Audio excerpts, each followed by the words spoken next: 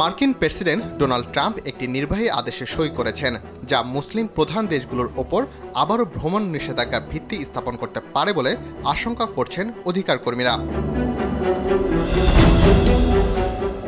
শুধু ভ্রমণ নয়, ইতোমধ্যে যুক্তরাষ্ট্রে বৈধভাবে অবস্থান করছেন এমন ব্যক্তিদের, বিশেষত ইসরায়েলের গণহত্যা বিপক্ষে ও ফিলিস্তিনিদের অধিকারের পক্ষে অবস্থান নেয়া আন্তর্জাতিক শিক্ষার্থীদের দমন করার জন্য ব্যবহার করা হতে পারে এই আদেশ।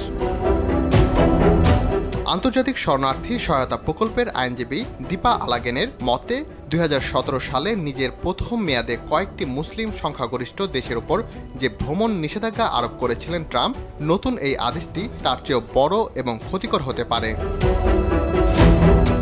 নতুন এই নির্দেশনার সবচেয়ে খারাপ দিক হচ্ছে এটির মাধ্যমে শুধু যুক্তরাষ্ট্রের বাইরের লোকদের দেশটিতে প্রবেশে নিষেধাজ্ঞা আরোপ করা হবে না,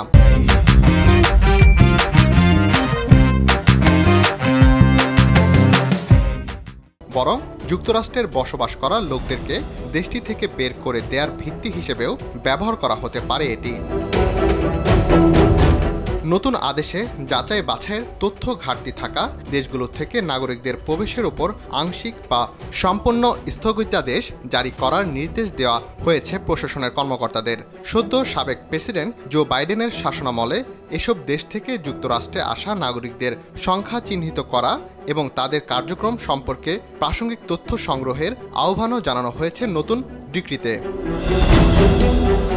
আন্তর্জাতিক অভিবাসী সংস্থাগুলোর শীর্ষস্থানীয় আইনজীবীরা এই আদেশকে ভীতিকর আখ্যা দিয়ে বলেছেন, বিদেশি সন্ত্রাসী এবং অন্যান্য জাতীয় নিরাপত্তা ও জননিরাপত্তা হুমকি থেকে যুক্তরাষ্ট্রকে রক্ষা করা নামে এই ডিক্রি 2017 সালের ভ্রমণ নিষেধাজ্ঞার চেয়েও বেশি ক্ষতি করতে পারে। বিশেষজ্ঞরা বলছেন, নতুন এই আদেশের অস্পষ্ট ভাষা ভীতিকর, কারণ এটি দেশের প্রশাসনিক সংস্থাগুলোকে তাদের লক্ষ্যবস্তু করার লোকদের বিরুদ্ধে ব্যবস্থা নেয়ার সুপারিশ করার বিস্তৃত কর্তৃত্ব দিয়েছে বলে মনে করা হচ্ছে। অন্যান্য অ্যাডভোকেসি গ্রুপগুলো এই আদেশটি প্রকাশের পর থেকে নিন্দা করছে।